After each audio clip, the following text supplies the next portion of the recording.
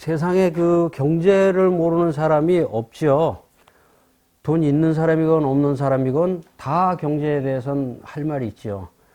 그리고 경제는 돈 없으면 뭐 조금도 살 수가 없으니까 또 돈 있는 사람은 결국은 돈에 대해서 돈 다루는 요령을 잘 알고 돈에 대해서 잘 아니까 또 돈을 벌었을 것이고 돈을 없는 사람은 없기 때문에 생활의 고통이 크니까 돈에 대해서 그냥 뼈에 사무쳤을 것이고 어느 누구든지 돈에 대해서 일가견을 가지고 할 말 없는 사람이 없어요. 근데 뭐 그건 전부 다 돈에 대해서 도사분들인데 제가 여기서 돈에 대해서 또 얘기한다는 게 참 우습죠.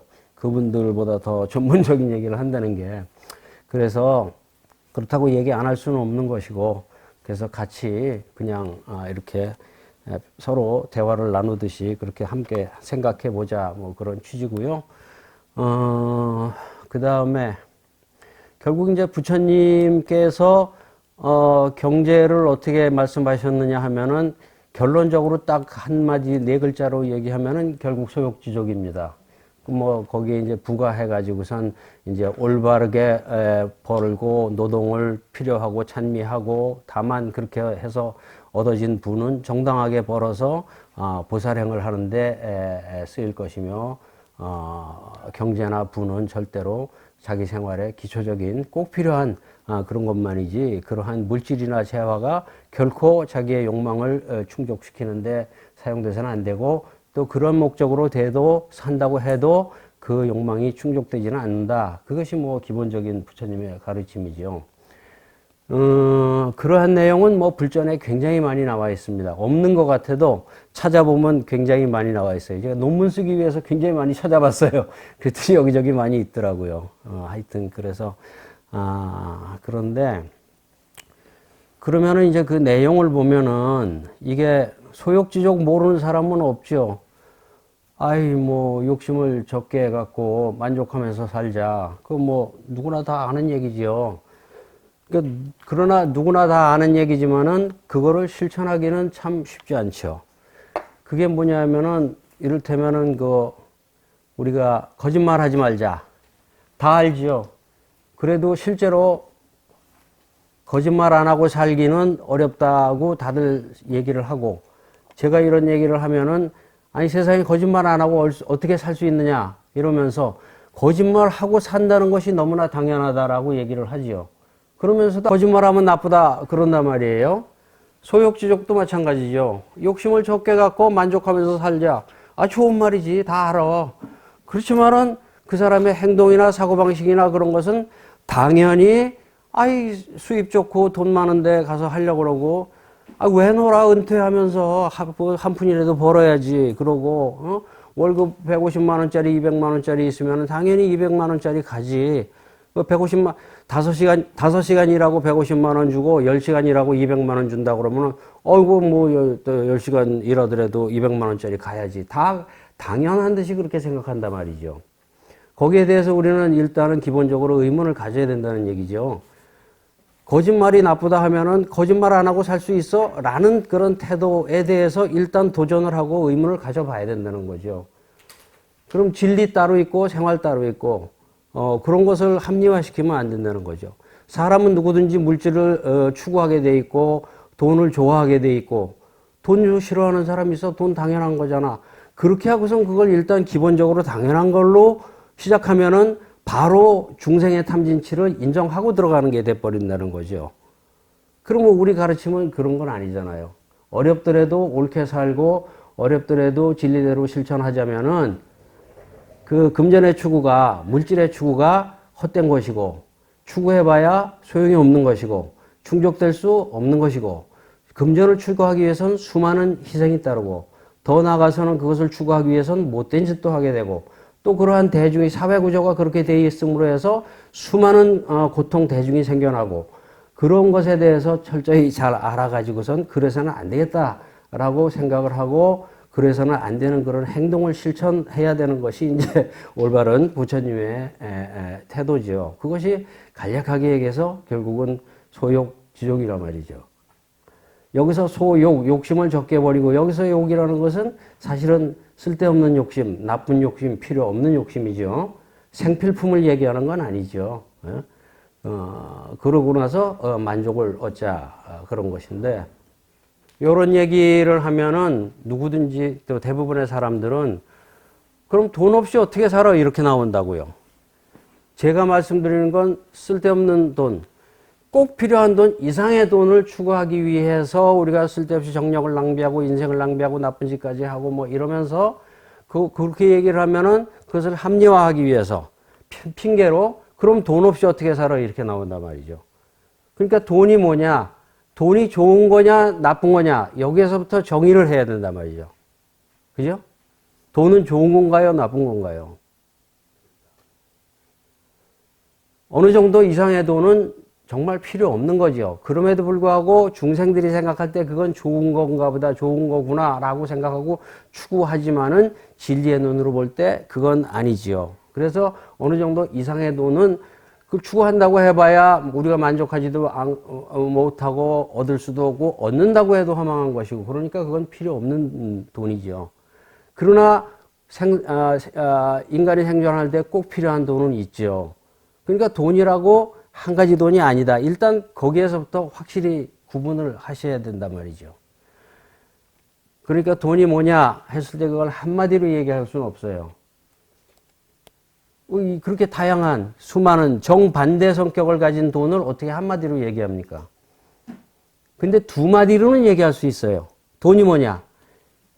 꼭 필요한 돈, 생존에 필수적인 돈은 그건 아주 필요하고 좋은 돈이다.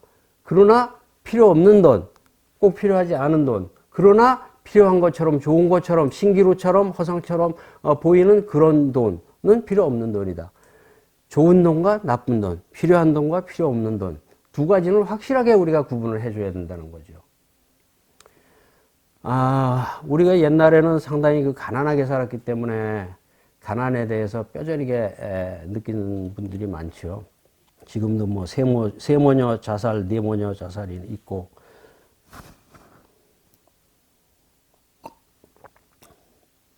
그래서 돈이 필요하던 거는 알고 지금 뭐 그 노동자들, 농민들, 빈곤에 허덕이는 분들한테는 돈이 너무나 절실하게 필요하죠.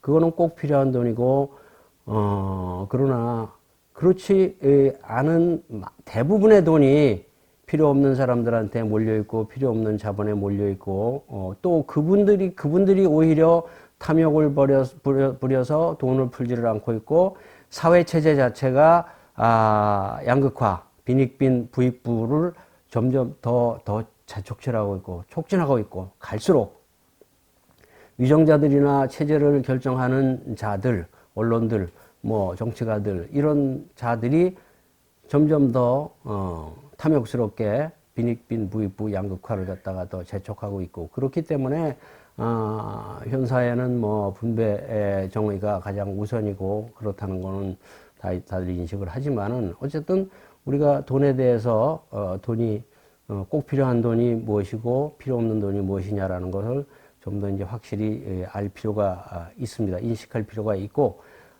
지금은 이제 대부분의 사람들은 기초생계가 문제되는 사람들은 뭐 많지 않죠. 그리고 기초생계가 문제되는 사람은 이제 분배정의나 사회정의로서 우리가 또 많이 도와야 될 것이고 그렇지만 대부분 사람들이 돈을 추구하는 것은 그것이 욕망이라는 허상, 그것이 행복일 거라는 허상 때문에 추구하고 있는데 그것이 이제 쓸데없는 노릇이다라는 것을 깨우쳐 주자는 것이 이제 우리의 의도지요. 그래서 돈 때문에 형제가 갈라서는 일이 너무나 많고 추석 때 구정 때면은 결국 모여서 그때 싸움질이 많이 나고 이혼이 많이 나는 것도 다 돈 때문이고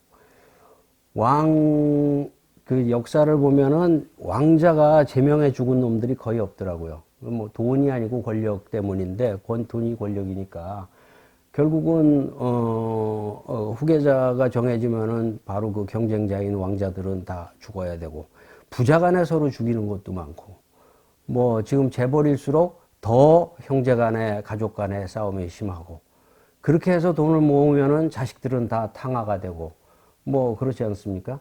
돈이라는 것이 보기에는 좋은 것 같아도 결국은 돈이 온갖 만악의 근원이고 그렇다는 거 우리가 너무 잘 느끼잖아요. 그러면서도 우리가 소욕지족을 실천하려면은 실천하기는 사실 쉽지는 않습니다. 그래서 일단은 우선은 첫 번째, 좋은 돈과 나쁜 돈을 구별하자.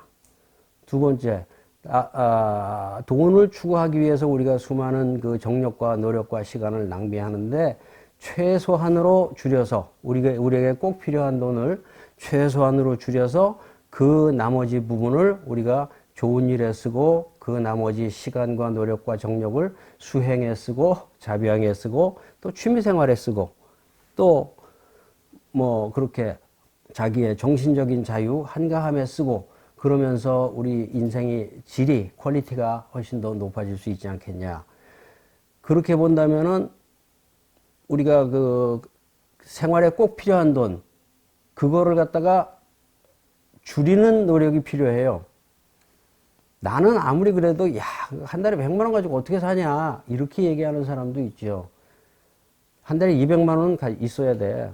한 달에 200만 원 있으면은 당신이 200만 원을 벌기 위해서 시간과 노력과 정력을 바치고 돈의 노예가 되고 직장의 노예가 돼야 되는 거죠. 그러나 소욕, 욕심을 줄여서 나는 뭐 100만 원이라도 충분히 얼마든지 살 수 있어. 왜? 낭비 없는 삶을 하고 싼 거 먹고 비싼 음식 먹지 않고 건실하게 집에서 밥하고 김치만 먹고 그렇게 해서 지출을 최소한으로 줄이면은 그 무한정으로 남는 나머지 시간을 공부하고 수행하고 좋은 일하고 취미생활 하는데 쓸 수 있단 말이에요. 그러니까 그 소욕, 자기의 기본적인 생계비를 최대한으로 줄이는 노력이 필요하다는 거죠. 야, 프린트 보면은 소욕지족의 불교경제학 1. 소욕지족이 부처님 말씀인가 수없이 굉장히 많이 나와 있습니다. 물론 이거는 뭐 부처님 말씀뿐만이 아니죠. 뭐 여러 모든 성현들이 다 말씀하셨죠. 진리는 뭐 다 일치하니까요. 2번. 소욕지족이 왜 필요한가? 사실은 우리가 돈이 행복을 주고 즐거움을 줄 것 같지만은, 결국은 사실은 그렇지 않고 그것은 신기루이고 그것을, 가져도 허망하고 끝없는 갈증에 시달리고 또 그것을 추구하는 데는 수많은 희생과 노력이 따른다. 욕망은 끝이 없다. 돈으로 대표되는 욕망. 그렇게 결국은 돈의 노예가 돼서 사는데 그것은 돈의 허상에 이끌리기 때문이다. 그런데 이제 그 다음에 소비를 부채질하는 문명 자본 체제 이것이 또 더 심각하지요. 지금 자본주의 사회에서는 기업이 회사가 상품을 팔아야 되니까 없는 사람한테도 이제 계속 물건이 좋다고 유인 꼬셔가지고 이제 팔죠. 그러면은 소비자는 그걸 꼭 사고 싶어 없어도 되는데 사고 싶어 하게 되고 결국은 사게 되고 그냥 집에서 밥 먹어도 되는데 저기 가면 멋진 데서 빚을 지더라도 그렇게 해서 이제 자꾸 채무자 생활, 온 국민이 평생 채무자가 되는 생활을 하게 되는 것은 자본주의 시장경제 체제 때문이죠. 밑에 줄 2개 그린 거는 욕구는 욕구를 따라서 우리가 추구하려면은 수많은 노력과 투자가 든다. 거저 되는 것이 아니다. 돈이 거저 생기는 건 아니죠. 거저 생기는 건 아닌데 그렇게 노력과 투자를 해서 욕구를 추구한다고 하더라도 욕구는 훨씬 더 높이 저 멀리 가버린다. 그렇기 때문에 욕구를 이렇게 추구하는 것이 얼마나 효과적으로 우리가 가성비 높게 욕구를 추구하는 것이 필요하냐 그것이 아니고 욕구 자체가 허망한 것이라는 것을 깨달아서 그런 것을 추구한다는 것이 헛된 일이라는 것을 알아야 된다. 그 위에 이제 조금 더 큰 박스 있죠. 만족은 소유 나누기 욕망이죠. 그래서 욕망이 크면 클수록 소유가 일정하다면 욕망이 크면 클수록 만족이 적어지는 것이죠.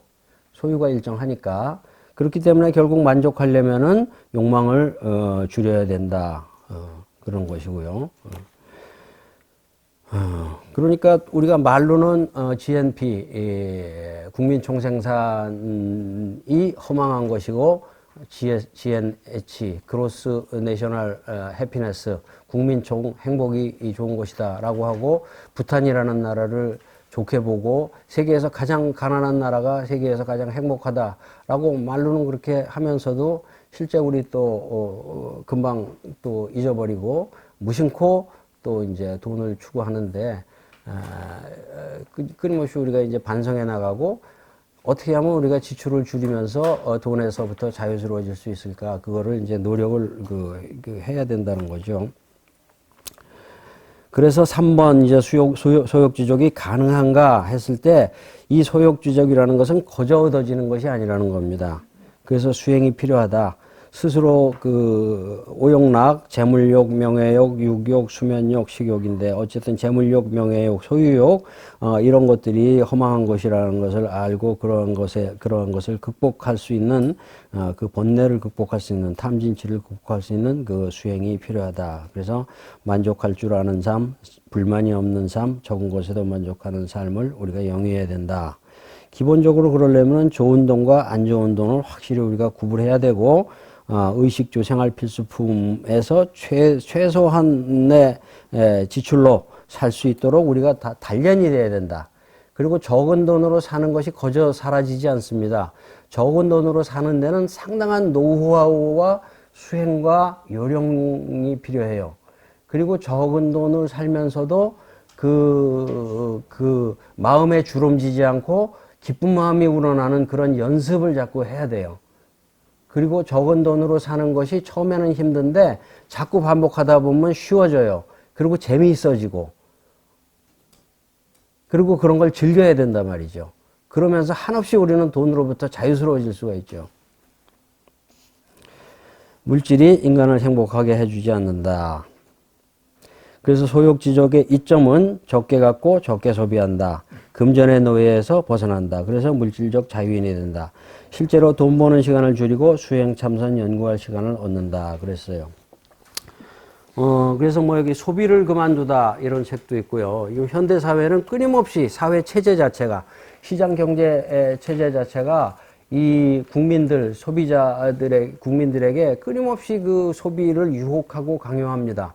그래서 어영부영 사회 따라 살다 보면은 세상 따라 물결 따라 살고 텔레비 보고 드라마 보면서 하고 쇼핑하고 하다못해 백화점은 안 가더라도 이마트만 가더라도 다이소만 가더라도 뭘 사도 사게 돼 있고 그러다 보면 결국은 마이너스 인생이 되고 결국 다 빚지고 사는 사람이 물론 집에서부터 빚이 많아지지만은 카드빚이 없는 사람보다 있는 사람이 훨씬 더 많을 거예요. 사회 체제 자체가 지금 소비를 너무나 유혹하고 있는 사회 체제인데 그러한 소비를 결연히 끊을 각오를 해야 된단 말이죠. 그리고 그 소비를 끊는 연습을 해야 돼요. 사면 좋았을 것 같고 꼭 필요할 것 같은데 사실은 안 사도 그만이더라. 그러니까 앞으로 한 달 동안 내가 돈 한 푼도 안 쓰고 살겠다 이런 결심을 해야 돼요. 그래가지고 목표를 세워놓고 달력에다 표시를 해야 돼요. 그래서 한 푼도 안 쓰고 살겠다.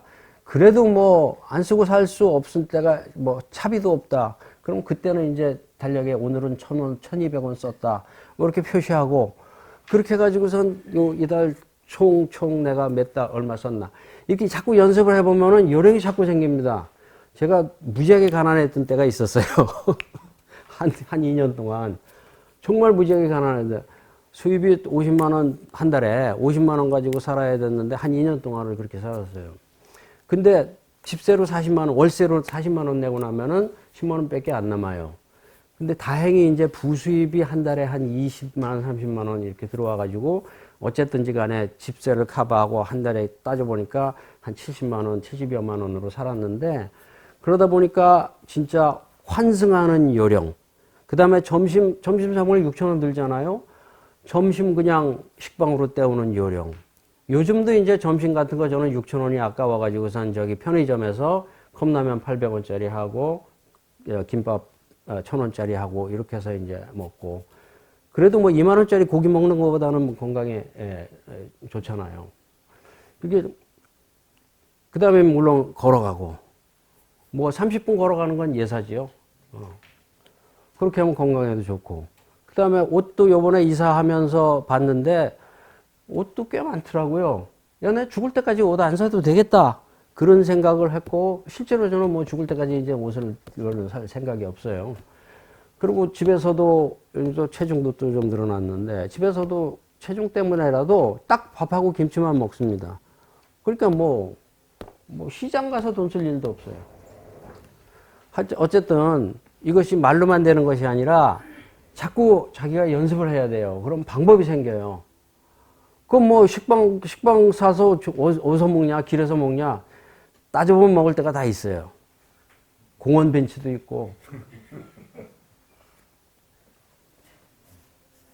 제가 그 헝그리 배낭여행을 많이 했는데, 한 번은 그 스위스에서 이제 회의가 있다고 그래가지고 치과의사 협회 대표로 가라고 해서 갔는데, 치과의사 협회 대표로 가라고 그러면은 비행기 값 숙식비를 줘야 될 거 아니에요. 근데 비행기 값만 딱 주고 가라는 거라. 딴 사람 같으면은 야 어떻게 가냐고 그러고 안 갔겠지. 근데 저는 그때까지 스위스를 한 번도 못 가봤기 때문에 내 돈 내고 배낭여행으로라도 가겠다 해서 갔어요. 갔더니 이제 제일 싼 그 유소 호스텔 베드 하나가 그때 1박에 5만 원이더라고요. 뭐 그건 어쩔 수 없어. 최고로 싼데 길에서 잘 수는 없으니까. 그 다음에 스위스 패스 열흘 동안이 36만 원인가 되고, 교통비는 그걸로 해결되고, 그 다음에 이제, 먹는 값이 안 나오잖아요. 먹는 값은 유소 호스텔에서는 조식은 줘요. 그 다음에 점심은 아까 얘기한 대로 기차에서 빵 먹고, 저녁도 뭐 대충 그렇게 빵으로, 어떨 때는 길거리 다니면서 거기다 발라서 먹기도 하고, 뭐 그랬어요. 나중에 그 여행기를 쓰는데 내가 이렇게 헝그리하게 다녔다고 얘기하기가 좀 창피하더라고요. 그래서 그런 건 좀 숨기고 그랬는데, 창피한 것이 잘못이에요. 떳떳하게 왜 못 밝힙니까? 중국도 장기 여행을 제가 한 달짜리를 서너 번 갔는데, 중국도 그래요. 길에서 국수 사 먹고 만두 사 먹고 그러면 1, 2 위안 다 500원 내외로 해결이 되거든요.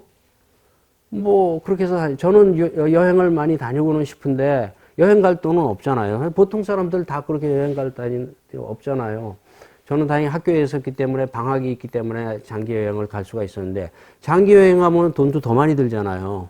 중국 뭐 제주항공 왕복 해가지고서 10몇만 원짜리 끊고 하루에 저는 3만 원, 박 만 원, 먹는 거 만 원, 기타 교통비 입장료 만 원 해서 3만 원으로 책정해서 하고, 저는 그래서 그것도 마찬가지로 인도도 또 그렇게, 인도도 20일인가 하는데 160만 원에 갔다 왔는데, 나중에 그 여행기 쓸 때 보니까 똑같이 160만 원으로 갔다 왔다면 좀 창피할 것 같더라고요. 그래서 200만 원 안쪽으로 들었다고 여행기에다 썼는데, 지금도 생각해보면 뭐 그거 창피할 게 없어요. 당당하게 떳떳하게 가난하게 사는 것을 자랑하고 가난을 즐기면서 그렇게 살자는 거죠, 우리가.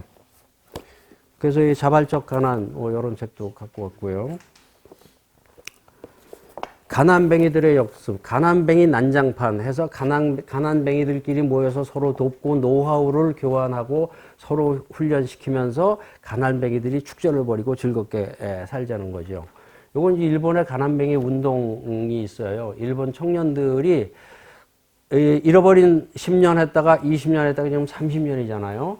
그러면은 20대부터 30대, 40대 애들까지가 다 일본 지식인들이 취업을 못하고, 다 뭐 와세다 동경대 나온 애들도 다 취업을 못하고, 그러다 보니까 어떤 물론 자본주의 체제에 대한 반항도 아주 뚜렷이 있어요. 돈 없이 우리가 못 살 줄 아느냐, 돈 없이 사는 운동을 하자 해가지고, 가난뱅이 운동이에요. 그래서 얘네들은 주로 이제 고물상을 운영을 해요. 아껴 쓰기, 나눠 쓰기, 바꿔 쓰기, 다시 쓰기잖아요. 예? 그러면서, 돈 없이 물건을 사질 않죠. 소비를 제로로 하죠. 그 다음에, 물자도 바꿔 쓰고, 아껴 쓰고, 나눠 쓰고, 바꿔 쓰고, 다시 쓰니까 생산품이 팔리질 않죠. 생산품이 팔리지 않으면 기업이 망하죠. 기업이 망하면 자본주의가 무너지는 거예요. 우리가 가난뱅이 운동으로 자본주의를 파괴하자. 이 인류의 악마인 암과 같은 존재인 이 자본주의 기업을 파괴하자, 그런 운동이죠. 그리고 실제로 얘들은 많은 그 노하우를 전수하고, 공원에서 자는 법, 그 다음에 경찰이 잡지 않는 공원이 어딘가, 그 다음에 아침에 일어나가지고선 화장실하고 세수 잘할 수 있는 공원이 어딘가, 그 다음에 바람이 많이 부는 공원이 어디고, 그런 공원에서 브루박스하고 비닐로 이렇게, 그러니까 거지 생활이죠. 거지 생활 노하우죠. 어떻게 그렇게 잘 수 있는가. 뭐 이런 노하우들을 서로 전수하면서 자기들끼리 또 1년에 한 번씩 파티도 벌이고, 얘네들이 가스미가 새끼, 일본 관청, 거리 있죠. 우리나라 그 광화문 같은데. 그런 데서 1년에 한 번씩 라면 파티를 벌여요. 그래가지고선 그 고물 솥단지니 그릇이니 뭐니를 그냥 다 갖고 올 걸 다 갖고 와요. 그래서 그 쉽게 말하면 그 광화문 공원 한가운데서 거기서 그냥 나무 다 갖고 와가지고선 불 펴가면서 거기서 그냥 라면을 뒤딱 끓여가지고선 라면 파티를 갖다가 하루 저녁 열어가지고선 그 동네 그러니까 도쿄 시내에 거지들 모여가지고선 그냥 다 이제 라면 공짜로 먹여주는, 응? 거지들의 파티를 벌이는 거예요. 하여튼 뭐 그런 것, 이게 이 책이 한 서너 권 나와 있어요. 그렇게 부자들의 경제학은 버려라. 그렇고, 요게 도시형 수렵 채집 생활. 수렵 채집하자는 거예요. 이 화폐 경제 하지 말자는 거죠, 우리가. 화폐 경제 때문에 사람들이 얼마나 고통을 받고, 특히 지금 전 세계가 지금 경제가 무너지는 것이 화폐 경제 때문 아닙니까? 그래서 오큐파이드 월스트리트 하고 리만 브라더스 사태 나온 거, 그것이 다 은행가들의 조작, 뭐 이렇게 해서, 물론 훌륭한 은행가도 계십니다만서도 하여튼 그래서. 애도가시는 책이에요? 그럼요. 원래 예. 이번 강의 초점에 맞춰서 구입한 게 아니고. 그렇죠. 오래전부터 제가 너무나 좋아하는 책이죠. 괜찮은 은행가는 누굽니까? 네? 괜찮은 은행가도 있다면서요. 이거 뭐 저는 일반론을 얘기했습니다. 남계동 선동 이런 사람입니까? 그건 잘 모르겠어요. 자, 그 다음에 한 줄 뒷장 넘어갑니다. 시간이 이제 또. 소욕지족이 가능하려면, 요거 이제, 자기가 이제 물론 연습도 하고 노력도 많이 해야 되는데, 소욕지족을 불가능하게 하는 가장 큰 장애 요인은 사실은 직장하고 가족입니다. 어떻게 돈 안 벌고 살 수 있나? 또 가족 생활 하려면 필요하잖아요. 근데 가족 생활 하려면 필요하기도 한데 가족들의 동의가 있어야 돼요. 내가 지금 이 소욕지족으로 살으려고 하는데 당신도 이제부터 앞으로 소욕지족으로 살자. 얘들아, 앞으로 우리가 이렇게 소욕지족 살자. 너나 사세요. 너나 잘 사세요. 왜 그렇잖아요? 당신 뭐 출근하기 싫어가지고, 뭐 직장 생활하기 싫어가지고 지금 그러는 거지. 솔직히 말해서 내가 이 꼴 보려고 니하고 결혼했나. 이렇게 나올 거 아니에요. 이게 당장 현실적인 문제죠. 근데 그 친구는 이제 칭하이 무상사 그 그룹에서 명상을 하는 친구인데, 거기 이제 명상하는 양반들도 열심히 하는 사람들이 굉장히 많아요. 근데 거기 있는 남자들이 거의 전부 다 이 문제 가지고 가정에서 갈등을 겪고 있는 거예요. 자기는 스승님 말대로 명상이 좋고 명상 시간을 늘리고 뭐 다 해야 되는데, 그러려면은 직장 생활에 지장이 많고, 그러면 결국은 가정 불화가 생긴다는 거죠. 예? 채식도 그렇고, 채식도 그래요. 사실 채식이 좋은데 남편이 채식 그렇게까지 하겠다 그러면 좀 도와주면 좋은데, 역성으로 더 이제 고기 먹고 그런 커플도 있고 막 그래요. 어쨌든 그래서 그거는 참 풀기가 쉽지 않은 문제인데, 그래서 딴 분 예를 들어서 좀 안 됐습니다만, 그 칭하이라는 그분, 월남 여장분인데, 그분은 독일에서 남편하고 살다가 내가 여차여차하고 저차여차 해가지고서 이제부터 내가 수행을 해야 되겠다. 당신이 나하고 같이 이 문제에 대해서 같이 동의를 하고 함께 수행을 한다면은 같이 수행을 하자. 그러나 당신이 동의를 하지 않는다면은 우리 좋게 아싸리 깨끗이 이혼하자. 같은 길을 갈 수 없다면. 그렇게 해서 이 합의 이혼을 했어요.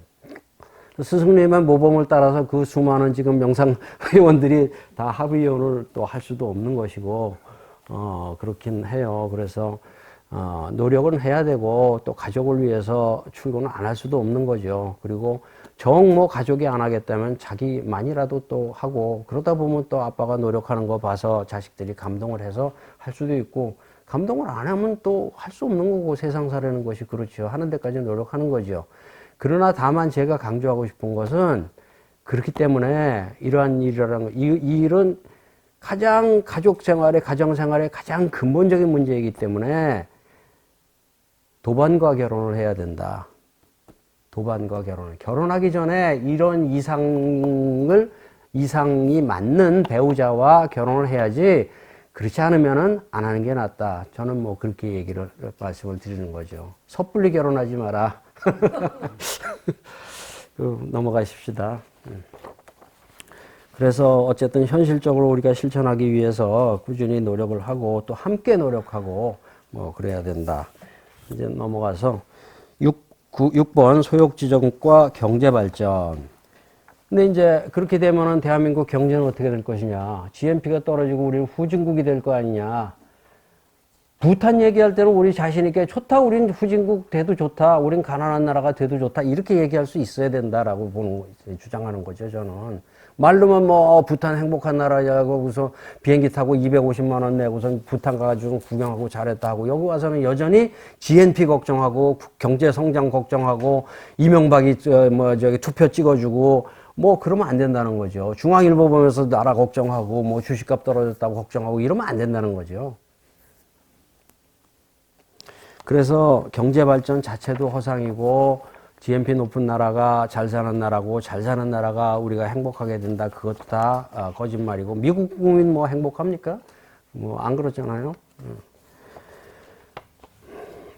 경제 발전이라는 허상. 자본주의는 탐욕과 이기심을 전제로 한다. 이것은 악마의 논리다. 개인도 그렇지만 국가도 돈이 많을수록 좋은 것이 아니다.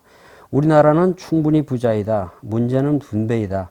경제가 성장한다고 해서 국민이 행복해지지는 않는다. 이거는 뭐 지금도 많이 얘기하는 거죠. 부익부 빈익빈 혹은 또 낙수 효과라고 뭐 어려운 한자를 썼는데 부자가 되면은 경제가 좋아지고 그러면은 그 돈이 빈자한테로 이렇게 줄줄줄줄 흘러 들어간다. 흘러 들어가지 않죠. 확 터야지 무슨 그것도 쫄쫄쫄 흘러 들어갑니까? 흘러 들어가지도 않지만 또 쫄쫄쫄 흘러 들어간대. 낙수라는 단어가 영어로 뭐 트리클링 해서 물방울이 똑똑 떨어지다 그렇게 돼 있더라고요. 그렇게 해가지고서 무슨 빈부 문제를 해결합니까? 그러나 대중은 잘 살게 해준다는 사람에게 투표를 한다. 우리 아주 그냥 뼈저린 문제죠. 가난한 사람이 그냥 태극기 들고 가난한 사람들이 피해를 받은 사람들이 오히려 박근혜 외치고 참 그러고 있어요. 그들에게 가장 피해를 받은 사람들이 가장 그 저하기들의 원수를 지지하고 그러고 있어요. 문제는 국제 간의 수탈과 이게 중요해요. 국제 간의 수탈과 지배. 결국은 이렇게 되면은 우리나라가 국제 경쟁에서 뒤지지 않느냐. 지금 국제 경쟁이란 논리 앞에 모든 다른 그 경제 논리가 그냥 꼬리를 내리는 듯이 국제 경쟁에서 지면 안 된다라는 걸 가지고 마치 그 전가의 보도처럼 휘두르는데 국제 경쟁이란 체제 자체가 저는 잘못됐다고 보는 거죠. WTO 체제 자체가 잘 사는 나라가 발달한 나라가 그렇지 못한 나라를 경제적으로 식민으로 하고 수탈하려는 구조 자체가 세계 경제 체제잖아요. 세계 경제 체제, 단일 통화 체제라든지 뭐 이런 거. 그래서 저는 무역 장벽이 심해져야 된다고 생각하고 이게 세계 무역 통합, 무역 자유화 이것은 정말 나쁘다. 혹은 뭐 글로벌 지구촌이라는 단어를 저는 정말 증오하지요. 예? 각각 단위 지역 사회, 단위 사회가 다 자생적으로 경제적으로 자립적으로 살 수 있는 그런 체제가 되어야 되는 것이지. 국가 간의, 지역 간의 교환 경제, 이런 거는 아주 안 좋다고 보는 거죠. 그 교환 경제 때문에 수없이 많이 자원이 파괴되고 에너지가 파괴되고 공해가 생기고, 그러면서 자국의 농민이 죽고, 또 그걸 받아들이면 또 저쪽 나라의 농민도 또 죽고, 그래서, 무역 장벽이 많이 생겨야 된다. 통화도 각각 다 이제 세계 통화가 있으면 안 된다. 자국 통화가 각각 독립적으로 있어야 된다. 저는 그렇게 생각합니다. 그러니까 어쨌든 이러한 뭡니까 그 자립경제를 저해하는 악마 같은 체제가 저는 WTO 체제라고 생각합니다. 문제는 국제 간의 수탈과 지배이다. 환율과 무역, 교환에 의한. 그러므로 세계 무역 체제, 세계 경제 체제는 해롭다. 좀 다르게 생각하시는 분도 계시겠죠. 하여튼 저는 그렇게 생각합니다. 국제 금융 시대, 국제 금융 위기, 오큐파이드 월스트리트. 그런데 자발적 가난을 실천하려면, 소욕지족을 실천하려면 경제 성장에 대한 환상과 집착을 버려야 한다. 부자 나라가 발달된 나라가 아니다. 그것은 부자가 성인군자나 인격자가 아닌 것과 마찬가지다. 우리 인생의 목표는 부자가 아니다. 국가의 목표도 부자 나라가 아니다. 그랬어요. 근데 그 자본을 생각해 봅시다. 이제 자본은 지금은 자본주의 시장 경제 체제라고 하고 이렇게 해가지고선 하는데 그 자본이 이 경제를 지배하고 있죠. 자본이 그리고 이 경제를 운영하고 있는데 결국은 자본이라는 것은 생산을 해가지고 자본의 기능이 뭡니까? 생산을 하는 거거든요. 그 생산이라는 것은 자연물이나 재료나 원료나 이런 것과 인공물, 노동과 그거를 결합해서 물건을 생산해 가지고선 팔아 가지고선 이윤을 남기면서 자본이 점점 성장하자는 거잖아요. 그러니까 생산과 소비라는 두 고리가 자본주의 체제의 기본인데 자본이 돌아가려면은 끊임없이 소비를 해줘야 되는 거죠. 끊임없이 소비를 하고 또 끊임없이 생산을 해야 되는 거죠. 생산 과정은 그대로 지구의 파괴죠. 그 다음에 생산을 하면서 운반, 용역 이것도 다 지구의 파괴고 소비를 하면서 또 지구가 파괴되고 물자가 파괴되고 사람들의 심성을 갖다가 물건, 소유, 재화로서 물들이고 사람들을 돈의 노예로 만들기 때문에 사람들의 심성을 파괴하고 또 끊임없는 소비된 물건은 또 한없는 쓰레기를 만들고 뭐 이렇게 해서 악순환이 되는데 문제는 이 자본이라는 것은 망하기 전에는 끊임없이 성장하려고만 한다는 거죠. 이것은 마치 그 용가리, 예? 그 다음에 뭐 고질라, 뭐 이런 악마처럼, 타력에 의해서 죽어지지 않으면 저절로는 그 탐욕을 멈추지 않거든요. 왜냐? 자본이라는 것은 생산을 안 하면은 회사가 망하니까, 생산을 해서 회사가 살 수 있는 그러한 이런 경제체제에서는 어차피 자본은 끊임없이 자연을 파괴하고 생산을 하고 국민들에게 소비를 강요하는 수밖에 없다는 거죠. 그래서 아까도 말씀드렸지만은 우리가 소비를 끊는 일이 그 자본이라는 용가리, 고질라를 굶어 죽일 수 있는 아주 획기적인 방법이다. 저는 그렇게 생각하고 또 그것이 우리 지구 파괴, 자연 파괴를 막는 아주 가장 특효약이다. 거의 유일한 약이다. 그렇게 주장을 합니다. 그래서 뒷장 넘기면은 시간이 다 됐으니까 이것은 사회를 구하는 일이다. 자본주의는 소비시장에 의해서 발달된다. 그리고 자본주의는 이윤 추구를 위해서 자본의 성장을 위해서 끊임없이 상품을 생산하고 그에 따라서 소비로 사람들을 마비시킨다. 그것은 인간에게 진정으로 필요한 물건들이 아니다. 그러므로 소비시장을 고사시키는 것이 물건을 사지 않는 것이 자본의 폭주를 막는 길이고 그것이 돈에 미친 사회를 구하는 일이다 했어요. 그래서 뭐 공유경제라든지 우리가 기본소득이라든지 이러한 제도가 필요한 거지요. 그런 거를 우리가 점점 더 키워나가야 될 필요가 있다는 거죠.